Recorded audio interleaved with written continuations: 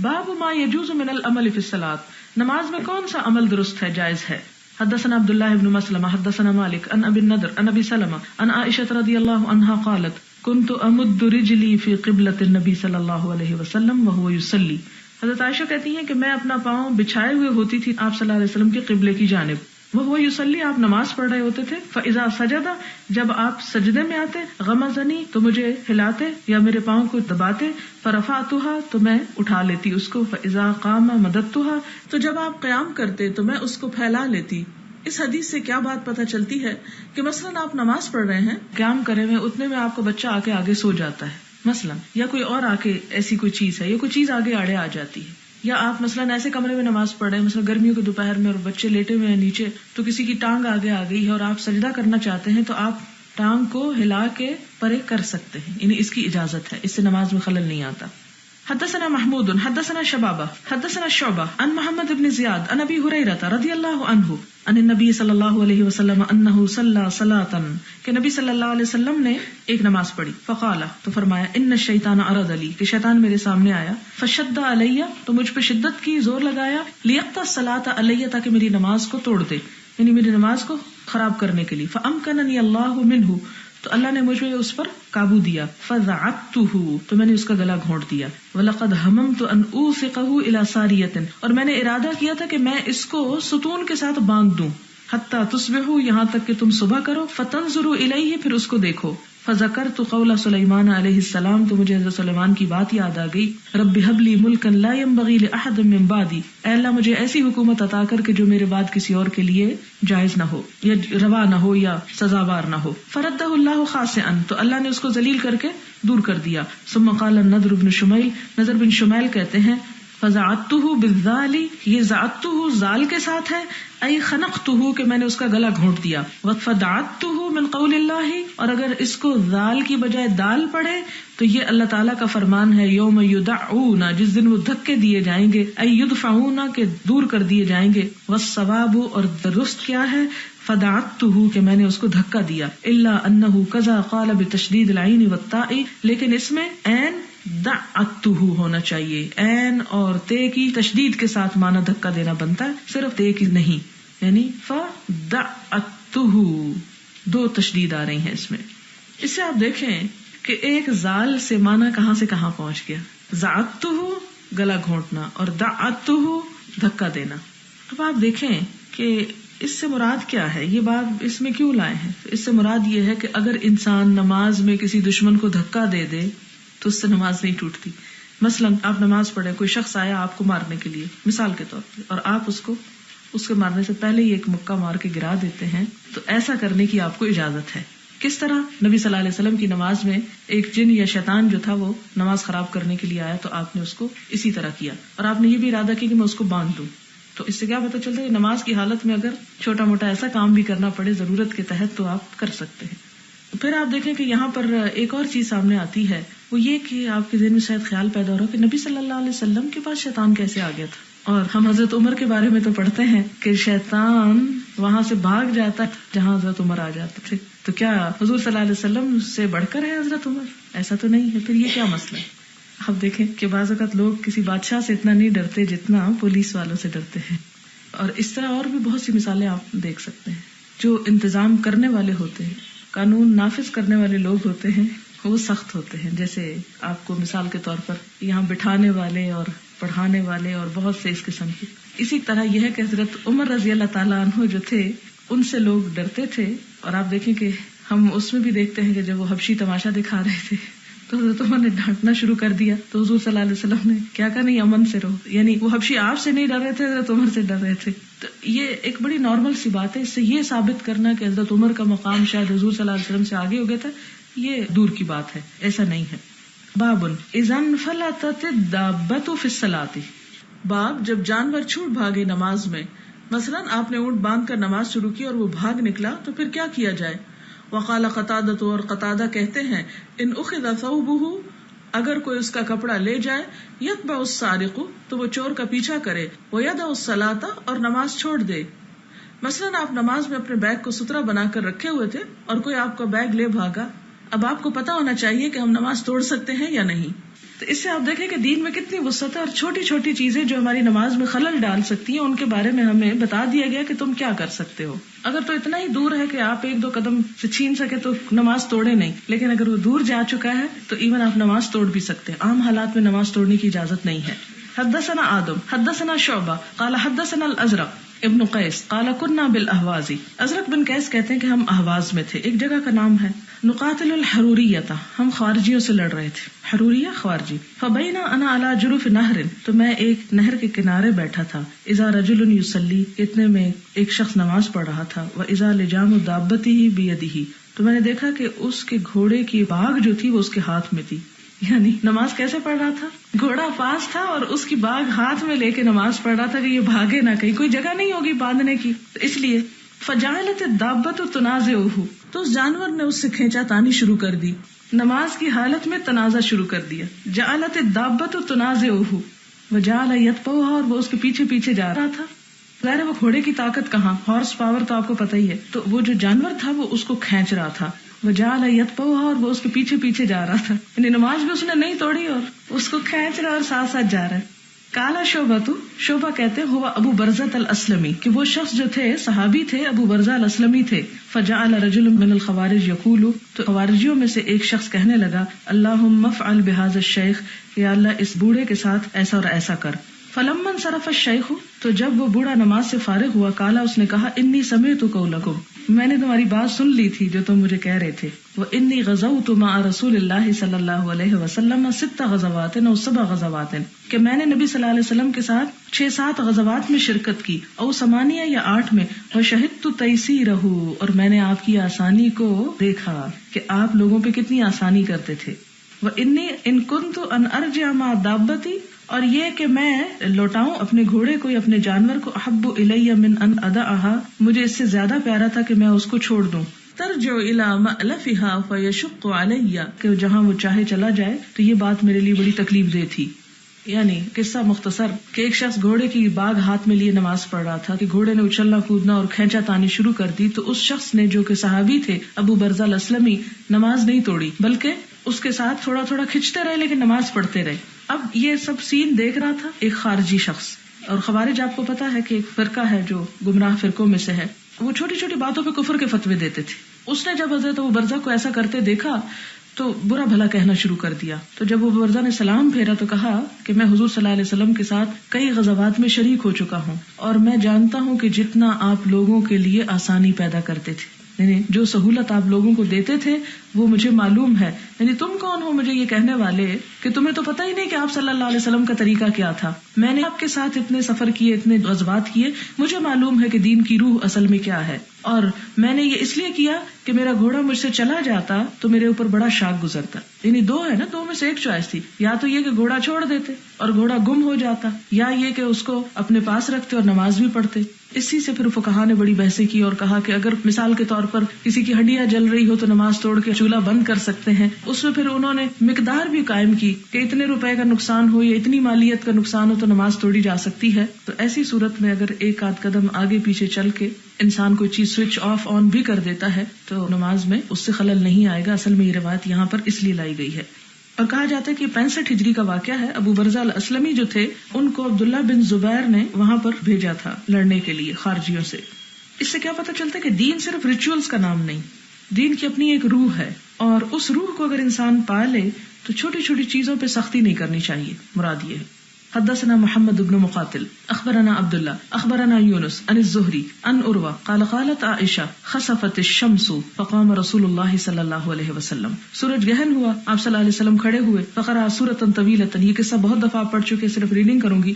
فقرأ سورة طویلة ثم ركع فأطال ثم رفع رأسه ثم استفتح بسورة أخرى ثم ركع حتى قضاها وسجد ثم فعل ذلك في الثانية ثم قال إنهما آيتان من آيات الله فإذا رأيتم ذلك فصلوا حتى يفرج عنكم لقد رأيت في مقامي هذا كل شيء وعدته حتى لقد رأيت أريد أن آخذ قطفا، یہ نیا لفظ ہے قطفا، پیچھے کیا گزر چکا ہے، انقودا من الجنة حين رأيتموني جعلت أتقدم ولقد رأيت جهنم يحتم بعضها بعضا، پیچھے کیا ہے، يأكل بعضها بعض. حين رأيتموني تأخرت ورأيت فيها عمرو بن لحي وهو الذي سيب السوائب، یہاں یہ نئی بات ہے. اور میں نے دیکھا عمر بن لحی کو کہ وہ کیا کر رہا تھا، اس کو دوزخ میں دیکھا جس نے سب سے پہلے عرب میں سانڈ کی رسم نکالی. سانڈ کی رسم کیا ہے کہ بڑے جانوروں کو چھوڑ دیتے تھے بتوں کے نام پر. تو عمر بن لحی سے ہی عربوں کے اندر شرک آیا اور اسی نے شرک کے بہت سے طریقے ایجاد کیے. لہٰذا آپ صلی اللہ علیہ وسلم کو جب آگ دکھائی گئی تو اس میں عمر بن لحی کو بھی دکھایا گیا. اس حدیث میں سے ہمیں کیا پتہ چلتا ہے کہ آپ صلی اللہ علیہ وسلم نے نماز کی حالت میں چند قدم پیچھے کو کیے، جس میں پیچھے لفظ آیا تکاکعت. تکاکع کا مطلب ہے چند قدم پیچھے کو ہٹے. یعنی کیوں ہٹے تھے؟ جہنم کی آگ دیکھ کر، جس میں آپ صلی اللہ علیہ وسلم فرماتے ہیں کہ اس کی تپش جو تھی وہ بہت شدید تھی. اس حدیث کا یہاں پر اتنا اینڈ ہو جاتا ہے، مختصراً یہ آئی ہے یہاں، جبکہ ہم دیکھتے ہیں کہ حضرت اسماء اس نماز میں شریک تھی اور وہ بھی کیا کر رہی تھی، نماز کی حالت میں بے ہوش ہونے لگی تو پانی لے کے اپنے سر پہ ڈال لیا انہوں نے. ٹھیک ہے، تو اس سے بھی پتہ چلتا ہے، اگرچہ امام بخاری نے اس کو پورا ذکر نہیں کیا، لیکن اگر وہ بھی کرتے تو وہ حصہ بھی پتہ چلتا ہے کہ اس سے بھی نماز میں اگر کوئی ایسی چھوٹی موٹی چیز، مثلاً اگر انسان گرنے لگا تو پاس پڑی چیز کو پکڑ لیتا ہے یا سہارا لے لیتا ہے تو اس سے نماز نہیں ٹوٹتی. یہ مراد ہے اصل میں. باب ما يجوز من البصاق والنفخ في الصلاة. نماز میں تھوکنا یا پھونکنا جو ہے یہ درست ہے. ويذكر عن عبد الله بن عمرو نفخ النبي صلی اللہ علیہ وسلم في سجوده في كسوف. کہ نبی صلی اللہ علیہ وسلم نے گہن کی نماز میں سجدے میں پھونک ماری. اور یہ کیوں؟ ویسے تو پھونک مارنے کی ضرورت نہیں، ہو سکتا ہے کہ آپ سجدہ کرنے لگے اور نیچے کوئی ایسی چیز ہو جس کو آپ نے ہاتھ سے ہٹانا یا دور کرنا درست نہ سمجھا اور آپ نے ایسے کر کے تھوڑا سا وہاں پر سجدہ کر لیا. تو اس سے کیا پتہ چلتا ہے کہ بلا ضرورت نہیں، اگر بوقت ضرورت کوئی چھوٹا موٹا ایسا عمل کرنا پڑتا تو اس سے نماز باطل نہیں ہوتی. حدثنا سلیمان ابن حرب حدثنا حماد عن ایوب عن نافع عن ابن عمر رضی اللہ عنہما ان النبی صلی اللہ علیہ وسلم رأى نخامة فی قبلۃ المسجد. نبی صلی اللہ علیہ وسلم نے مسجد کے قبلے کی طرف ایک بلغم دیکھا. فتغیظ، تو آپ شدید غضبناک ہوئے، علی اہل المسجد، مسجد والوں پر. وقال ان اللہ قبل احدکم، کہ اللہ تعالیٰ تمہارے قبلے کی طرف ہوتا ہے، یعنی تمہارے سامنے ہوتا ہے. اذا کان فی صلاتی، جب انسان نماز پڑھ رہا ہوتا ہے. فلا یبزقن، تو نہ تھوکے. او قال لا یتنخمن، نہ بلغم پھینکے. ثم نزل فحطها بیدہ، پھر آپ صلی اللہ علیہ وسلم آگے بڑھے اور انہوں نے اپنے ہاتھ سے اس کو صاف کیا. وقال ابن عمر رضی اللہ عنہما اذا بزق احدکم فلیبزق عن یسارہ، جب کوئی تم میں سے تھوکنا چاہے تو بائیں طرف تھوکے. اس سے کیا پتہ چلتا ہے کہ نماز میں اگر تھوک آ رہی ہو یا آپ زکام کی حالت میں ہیں اور ناک صاف کر رہے ہیں تو اس سے بھی نماز نہیں ٹوٹتی. حدثنا محمد حدثنا غندر حدثنا شعبہ قال سمعت قتادہ عن انس رضی اللہ عنہ عن النبی صلی اللہ علیہ وسلم قال اذا كان احدكم في الصلاة، جب تم میں سے کوئی نماز کی حالت فانه يناجي ربه، تو وہ اپنے رب سے سرگوشیاں کرتا ہے. فلا يبزقن بين يديه، تو وہ اپنے سامنے کو نہ تھوکے. ولا عن يمينه، اپنی دائیں طرف نہ تھوکے. ولكن عن شماله، لیکن اپنی بائیں جانب. تحت قدمه اليسرى، اپنے بائیں پاؤں کے نیچے کی طرف. باب من صفق جاہلا من الرجال فی صلاته لم تفسد صلاته فیہ سہل بن سعد رضی اللہ عنہ عن النبی صلی اللہ علیہ وسلم، کہ جو انجانے میں نماز کی حالت میں مردوں میں سے تالی بجا لے، یعنی سبحان اللہ کہنے کی بجائے عورتوں والا کام کر لے، لم تفسد صلاته، اس کی نماز فاسد نہیں ہوگی. اور اس میں حضرت سہل کی حدیث ہے حضور صلی اللہ علیہ وسلم سے جسے روایت کیا گیا. باب اذا قیل للمصلی، جب کسی نمازی سے کہا جائے تقدم، آگے ہو جاؤ. او انتظر، یا کہا جائے ٹھہر جاؤ. فانتظر فلا باس، تو وہ ٹھہر گیا تو کوئی حرج نہیں. جیسے مثال کے طور پہ آپ صف درست کرانے کے لیے آگے پیچھے لوگوں کو منہ سے بول کے کہتے ہیں فلاں دائیں طرف ہو جاؤ، صف میں جگہ خالی ہے، تو اس طرح کہنے سے نمازی کی نماز پہ اثر نہیں پڑتا، اور اگر وہ ہو جاتا ہے تو اس سے اس کی نماز ٹوٹتی نہیں. حدثنا محمد بن کثیر اخبرنا سفیان عن ابی حازم عن سہل بن سعد رضی اللہ عنہ قال كان الناس يصلون مع النبي صلی اللہ علیہ وسلم، کہ لوگ نبی صلی اللہ علیہ وسلم کے ساتھ کیا کرتے تھے، نماز پڑھ رہے تھے. وهم عاقدوا ازرهم من الصغر على رقابهم، اور وہ باندھے ہوئے تھے اپنے ازار یعنی تہبند چھوٹا ہونے کی وجہ سے اپنے گردنوں کے ساتھ، یعنی ایک ہی کپڑا اوپر سے باندھ کے وہ نیچے تک جاتا تھا. فقیل للنساء، تو عورتوں سے کہا گیا لا ترفعن رؤوسکن، اپنے سر نہ اٹھانا، حتی یستوی الرجال جلوسا، یہاں تک کہ مرد درست ہو کے بیٹھ جائیں. تو اس سے کیا پتہ چلتا ہے کہ امام بخاری نے سمجھا کہ نماز کی حالت میں ہی کہا گیا، لیکن اس میں یہ بھی احتمال ہے کہ نماز کی حالت میں نہ کہا گیا، شروع میں ہی کہہ دیا گیا ہو، لیکن امام بخاری نے دوسرے احتمال کو لے کے یہ باب اس حدیث میں لے آئے. باب لا يرد السلام فی الصلاة، نماز میں سلام کا جواب نہ دے. حدثنا عبداللہ بن ابی شیبہ قال حدثنا ابن فضیل عن الاعمش عن ابراہیم عن القمہ عن عبداللہ قال كنت اسلم علی النبی صلی اللہ علیہ وسلم. عبداللہ کہتے ہیں کہ میں حضور صلی اللہ علیہ وسلم کو سلام کیا کرتا تھا، وہو فی الصلاۃ، اور وہ نماز کی حالت میں ہوتے تھے، فیرد علی، تو وہ مجھے جواب دیتے، فلما رجعنا، پھر جب ہم لوٹے کہاں سے؟ حبشہ سے، سلمت علیہ، میں نے پھر سلام کیا، فلم یرد علی، تو آپ نے مجھ کو جواب نہیں دیا، وقال، اور فرمایا، ان فی الصلاۃ شغلا، کہ نماز میں شغل ہوتا ہے، یعنی کام ہوتا ہے، مشغول ہوتا ہے انسان، اللہ تعالیٰ سے بات چیت کر رہا ہوتا ہے، اس لیے اس کو باہر والوں کے ساتھ کانٹیکٹ نہیں رکھنا چاہیے. حدثنا ابو معمر قال حدثنا عبد الوارث حدثنا كثير بن شنزير عن عطاء بن ابي رباح عن جابر بن عبد الله رضي الله عنهما قال بعثني رسول الله صلى الله عليه وسلم في حاجة له فانطلقت ثم رجعت وقد قضيتها فأتيت النبي صلى الله عليه وسلم فسلمت عليه فلم يرد علي فوقع في قلبي ما الله أعلم به. یہاں جابر بن عبداللہ کہتے ہیں کہ مجھے آپ صلی اللہ علیہ وسلم نے ایک کام کو بھیجا، میں گیا، پھر میں لوٹا اور میں کام کر کے آیا، پھر میں حضور صلی اللہ علیہ وسلم کے پاس آیا اور میں نے آپ کو سلام دیا، آپ نے سلام کا جواب نہیں دیا. فوقع فی قلبی، تو میرے دل میں کچھ خیال آیا، واللہ اعلم بہ، اللہ ہی اس کو جانتا ہے. فقلت فی نفسی، میں نے اپنے دل میں کہا، اللہ رسول اللہ صلی اللہ علیہ وسلم وجد علی انی ابطأت علیہ، کہ آپ شاید مجھ سے ناراض ہو گئے ہیں اور اس وجہ سے ناراض ہیں کہ میں نے دیر لگائی، یعنی کام دیر سے کر کے آیا. ثم سلمت علیہ، پھر میں نے آپ پر دوبارہ سلام کیا، فلم یرد علیہ، آپ نے پھر مجھے جواب نہیں دیا، کیونکہ سلام کا جواب نہ دینا ناراضگی کی علامت تھی. فوقع فی قلبی اشد من المرۃ الاولی، میرے دل میں پہلی مرتبہ سے بھی زیادہ شدید خیال آیا. ثم سلمت علیہ، پھر میں نے آپ کو سلام کیا. فرد علیہ، تو انہوں نے مجھ کو جواب دیا. فقال انما منعنی ان ارد علیک انی کنت اصلی، تو آپ صلی اللہ علیہ وسلم نے سلام پھیر کے کیا بتایا کہ مجھے جواب دینے سے اس بات میں روکا تھا کہ میں نماز پڑھ رہا تھا. وکان علی راحلتہ، اور آپ صلی اللہ علیہ وسلم اس حال میں اپنی سواری پر تھے، متوجہا الی غیر قبلہ، قبلے کے علاوہ دوسری طرف منہ کیے ہوئے تھے، اس لیے ان کو پتہ نہیں چلا کہ آپ کیا کر رہے ہیں، خاموش ویسے ہی بیٹھے ہیں یا کچھ پڑھ رہے ہیں. یعنی یہ حبشہ کا واقعہ نہیں، یہ دوسرا واقعہ جس میں آپ صلی اللہ علیہ وسلم نے سلام کا جواب نہیں دیا اور اب جابر کو بھی معلوم نہیں تھا. باب رفع الایدی فی الصلاۃ لامر ینزل به، اٹھانا ہاتھوں کا نماز میں کسی ایسے موقع پر کہ کوئی مصیبت نازل ہو جائے یا کوئی حادثہ پیش ہو. یہ حدیث پیچھے گزر چکی ہے، صرف ریڈنگ کروں. حدثنا قتیبہ حدثنا عبد العزیز عن ابی حازم عن سہل بن سعد رضی اللہ عنہ قال بلغ رسول اللہ صلی اللہ علیہ وسلم ان بنی عمرو بن عوف بقباء کان بینہم شیء، حضور کو یہ میسج پہنچا کہ بنی عمرو بن عوف جو قباء میں رہتے ہیں ان کے درمیان کوئی معاملہ پیش آ گیا. فخرج یصلح بینہم فی اناس من اصحابی، آپ اپنے ساتھیوں کے ساتھ ان کی صلح کرانے کے لیے تشریف لے گئے. فحبس رسول اللہ صلی اللہ علیہ وسلم وحانت الصلاۃ فجاء بلال الى ابی بکر رضی اللہ عنہما فقال یا ابا بکر ان رسول اللہ صلی اللہ علیہ وسلم قد حبس وقد حانت الصلاۃ فهل لك ان تؤم الناس، کیا آپ لوگوں کی امامت کرائیں گے؟ قال نعم ان شئت. فاقام بلال الصلاۃ وتقدم ابو بکر رضی اللہ عنہ فکبر الناس وجاء رسول اللہ صلی اللہ علیہ وسلم يمشي في الصفوف يشقها شقا حتى قام من الصف فاخذ الناس في التصفيح. قال سهل التصفيح هو التصفيق.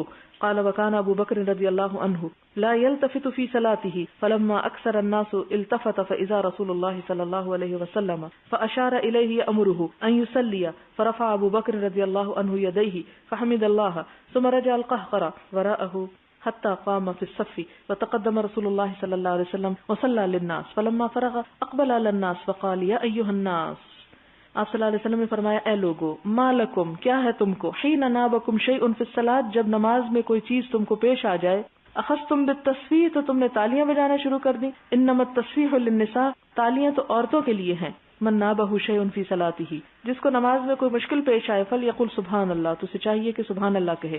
ثم التفت الی ابی بکر رضی اللہ عنہ فقال یا ابا بکر ما منعک ان تصلی حیث اشرت الی؟ قال ابو بکر ما کان ينبغی لابن ابی قحافة ان یصلی بین یدی رسول اللہ صلی اللہ علیہ وسلم. اچھا، ایک یہاں پر کوئی ڈائریکٹلی ریلیٹڈ تو نہیں بات، لیکن ویسے ہی چونکہ ذکر آگے اس لیے میں بات کر دوں کہ انما التصفیح للنساء، کہ ہمارے ہاں ایک بہت شدت یہ بھی پائی جاتی ہے کہ جب کسی محفل میں، خصوصاً دینی، غیر دینی میں تو نہیں سوچ آتی، لیکن کوئی دینی محفل میں اگر کوئی خوشی کی بات دیکھے یا کوئی ایسا معاملہ دیکھے تو تالی نہ بجائیں. بڑا لوگ اس پہ شدت برتتے ہیں اور بہت منع کرتے ہیں اور اس کو خلاف شریعت کام سمجھتے ہیں. آپ نے بھی سن رکھا ہوگا اور معلوم ہوگا، اور اس میں بڑی لے دے بھی ہوتی ہے. تو اس حدیث سے کیا پتہ چلتا ہے کہ اگر نماز میں تالی بجا سکتے ہیں تو اس سے کیا پتہ چلتا ہے کہ تالی بذات خود بری بات نہیں ہے. لوگ ہمارے ہاں تالی بجانے ہی کو برا سمجھتے ہیں. اور اس کو برا کیوں سمجھتے ہیں؟ کس وجہ سے سمجھتے ہیں؟ کہ وہ مشرکین جو تھے وہ اپنی عبادت میں کیا کرتے تھے؟ خانہ کعبہ کے ارد گرد تالیاں پیٹتے تھے، تو وہ ان کی عبادت کا طریقہ تھا، لہٰذا یہ ایک غیر اسلامی رسم ہے اور ہم کو تالی نہیں بجانی چاہیے. لیکن یہاں آپ کیا دیکھ رہے ہیں؟ انما التصفیح للنساء، کہ نماز میں بھی تالی بجا سکتے، 1 بجا سکتے، 2 بجا سکتے. اور اس میں آپ دیکھیں کہ اگر تالی بجانا ہی ایک برا کام ہوتا تو صحابہ کرام جو حضرت ابو بکر کو تالیاں بجا بجا کے یاد کرا رہے تھے تو وہ تالی نہ بجاتے کم از کم. تو اس سے کیا پتا چلتا ہے کہ تالی بجانا بذات خود برا کام نہیں ہے. یہ الگ بات ہے کہ آپ بجا کہاں رہے ہیں. اگر آپ عبادت کی جگہ بجا رہے ہیں تو ٹھیک نہیں، لیکن اگر آپ عبادت میں بجا رہے ہیں تو مرد ہیں تو اجازت نہیں، عورتیں ہیں تو بجا لیں، لیکن وہ کسی انجوائمنٹ کی تالی نہیں ہوگی، وہ ایک مقصد کے لیے ہوگی. اور عام طور پر بھی آپ دیکھیں کہ تالی کب بجتی ہے جب کوئی واقعہ پیش آتا ہے، نہ کہ بلا وجہ ہی. اس سے دین کی وسعت آپ کو سمجھ آتی حدیث پڑھ کے. ہم نے اپنے دین کو اپنی عقل پہ اور خود ساختہ اصولوں پہ بہت سخت کر لیا ہے، لیکن جب ہم اس روح کو پہنچتے ہیں تو وہ روح کچھ اور بتاتی ہے ہم کو. اس میں یہ چھوٹی چھوٹی چیزیں جن کو ہم نے یہ بھی دین سے باہر، یہ بھی دین سے باہر، ہر چیز، اس سے زندگی بڑی مشکل کر لی ہم نے اپنے لیے. تو جس جس چیز کی اجازت ہے وہاں تک چلے جانا چاہیے اور بلا وجہ اپنی زندگی کو مشقت آمیز نہیں بنا لینا چاہیے. باب الخصر فی الصلاۃ. خصر کہتے ہیں کمر پہ ہاتھ رکھنا، یعنی اس طرح کر کے نماز نہیں ہو سکتی جیسے پی ٹی میں یا کسی ڈرل وغیرہ میں. حدثنا ابو النعمان حدثنا حماد عن ایوب عن محمد عن ابی ہریرہ رضی اللہ عنہ قال نہی عن الخصر فی الصلاۃ. حضرت ابو ہریرہ کیا کہتے ہیں کہ منع کیا گیا نماز میں کمر پہ ہاتھ رکھنا. وقال ہشام و ابو ہلال عن ابن سیرین عن ابی ہریرہ عن النبی صلی اللہ علیہ وسلم. حدثنا عمرو بن علی حدثنا یحیی حدثنا ہشام حدثنا محمد عن ابی ہریرہ رضی اللہ عنہ قال نہی ان یصلی الرجل مختصرا. منع کیا گیا کہ انسان نماز پڑھے مختصر ہو کر، یعنی کمر پہ ہاتھ رکھ کر. یہ مختصر کا لفظ ہم کسی اور معنی میں بولتے ہیں، عربی کا ہی لفظ، لیکن یہاں ہاتھ رکھنے کا. کہتے ہیں یہود ایسا کیا کرتے تھے، اس لیے مسلمانوں کو روک دیا گیا، یعنی نماز کے وقت باادب ہو کے ہاتھ باندھے، یہاں ہاتھ نہ رکھے. ویسے آپ سوچیں اگر یوں کہا جاتا تو نماز نہ لگتی، کھیل لگتا. باب تفکر رجل الشیء فی الصلاۃ. نماز میں کسی شخص کا کچھ سوچنا، یہ بڑی اہم حدیث ہے. وقال عمر رضی اللہ عنہ، اور حضرت عمر رضی اللہ تعالیٰ عنہ کہتے انی لاجہز جیشی وانا فی الصلاۃ. میں نماز میں اپنا لشکر تیار کر لیتا ہوں یا اس کو ترتیب دے دیتا ہوں. یعنی انسان نماز میں کھڑا ہوا ہے اور سوچ رہا ہے تو اس سے کیا نماز ٹوٹ جائے گی؟ حکم یہ بتانا مقصود ہے. اس سے یہ نہیں مطلب کہ آپ نماز میں دل بھر کے سوچنا شروع کر دیں. مراد یہ کہ اگر انسان ہے نا بھول جاتے ہیں، آپ 100 دفعہ کوشش کرتے پھر بھول جاتے، پھر آپ کچھ اور یاد کرنے لگتے، حتیٰ کہ وہ شیطان ہر وہ بات یاد کرا دیتا ہے جو آپ کو ہمیشہ بھولی ہوئی ہوتی. تو حضرت عمر رضی اللہ تعالیٰ عنہ منافق تھوڑی تھے کہ یہ کسی کو بتاتے نہ اور چاہے دل میں جو مرضی کرتے رہتے. وہ لوگ اپنے جذبات، احساسات، خیالات جو اندر تھا وہی باہر تھے، کھول کھول کے بتا دیتے تھے جی میں اندر یہ سوچ رہا تھا. اب دیکھتے ہیں کیا ہوتا ہے. حدثنا اسحاق بن منصور حدثنا روح حدثنا عمر هو ابن سعید قال اخبرني ابن ابي مليكة عن عقبة بن الحارث رضی اللہ عنہ قال صلیت مع النبی صلی اللہ علیہ وسلم العصر. عقبہ بن حارث کہتے ہیں کہ میں نے نبی صلی اللہ علیہ وسلم کے ساتھ عصر کی نماز پڑھی. فلما سلم قام سریعا، آپ نے سلام پھیرا اور جلدی سے کھڑے ہوئے. دخل على بعض نسائی، اپنی کسی بیوی کے پاس گئے. ثم خرج، پھر نکلے. ورأى ما في وجوه القوم، اور دیکھا جو لوگوں کے چہروں پہ تھا، یعنی من تعجبہم، ان کے تعجب میں سے، لسراتی، آپ کی جلدی کی وجہ سے کہ آپ ہمیشہ ذرا ٹھہر کے اٹھتے تھے لیکن آپ فوراً جو اٹھ کے گئے تو لوگ بڑے حیران تھے کہ آپ جلدی کیوں چلے گئے، یعنی خلاف واقع بات تھی. فقال، تو آپ نے ان کا تعجب چہروں پہ پڑھ کے فرمایا ذکرت وانا فی الصلاۃ، مجھے یاد آ گیا تھا اور میں نماز میں تھا. اس سے کیا پتہ چلتا کہ یہ یاد آنا آپ صلی اللہ علیہ وسلم کی نماز میں بھی ہو جاتا تھا. تبرن، کیا یاد آ گیا مجھ کو، ایک سونے کی ڈلی، اندنا، جو ہمارے پاس تھی. فکرہت ان یمسی او یبیت اندنا، تو مجھے ناپسند ہوا کہ یہ ڈلی ہمارے پاس شام گزارے یا رات گزارے. فامرت بقسمتہ، تو میں نے اس کو تقسیم کرنے کا حکم دے دیا. اس سے کیا پتہ چلتا ہے کہ نماز میں اگر کسی کو کوئی نیکی کا کام یاد آ جائے اور اس کے بعد وہ کر لے تو نمبر 1 یہ ہے کہ وہ نیکی کا خیال آنا برا نہیں ہے، کیونکہ نماز اللہ سے سرگوشی ہے. اور اگر اللہ تعالیٰ کے دین ہی کی کوئی بات اس میں انسان سوچ رہا ہے تو اس سے نماز میں خلل نہیں آتا. جیسے حضرت عمر جو تھے وہ جہاد فی سبیل اللہ کے لیے اگر اس میں کھڑے ہو کے ایسا کر رہے ہیں تو اس سے نماز فاسد نہیں ہوتی. پھر اسی طرح ایک اور روایت میں آتا ہے کہ ایک دفعہ حضرت عمر نے نماز پڑھائی اور اس میں قرات نہ کی، یعنی جہری نماز تھی اور چپ کر کے ساری نماز پڑھتے رہے کیونکہ سوچ کچھ اور رہے تھے. تو جب سلام پھیرا تو ان کو پوچھا گیا کہ یہ آپ نے کیا کیا ہے، تو انہوں نے کہا وہ نماز میں نے ایک قافلہ روانہ کیا تھا شام کو، تو اس کے بارے میں سوچ رہا تھا. کہتے کہ مغرب کی نماز تھی. اور لوگوں کے احساس دلانے پر انہوں نے اس نماز کا اعادہ کیا.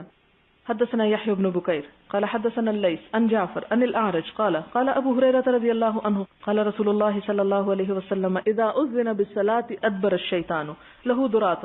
یہ حدیث پیچھے گزر چکی ہے. حتى لا يسمع التأذين فإذا سكت المؤذن أقبل فإذا صوب أدبر فإذا سكت أقبل فلا يزال بالمرء يقول له اذكر ما لم يكن يذكر. کہ انسان کو وہ باتیں یاد کراتا ہے کہ شیطان جو اسے یاد نہیں ہوتی. حتی لا یدری کم صلی، یہاں تک کہ انسان کو یہ بھی یاد نہیں رہتا اس نے کتنی رکعتیں پڑھی.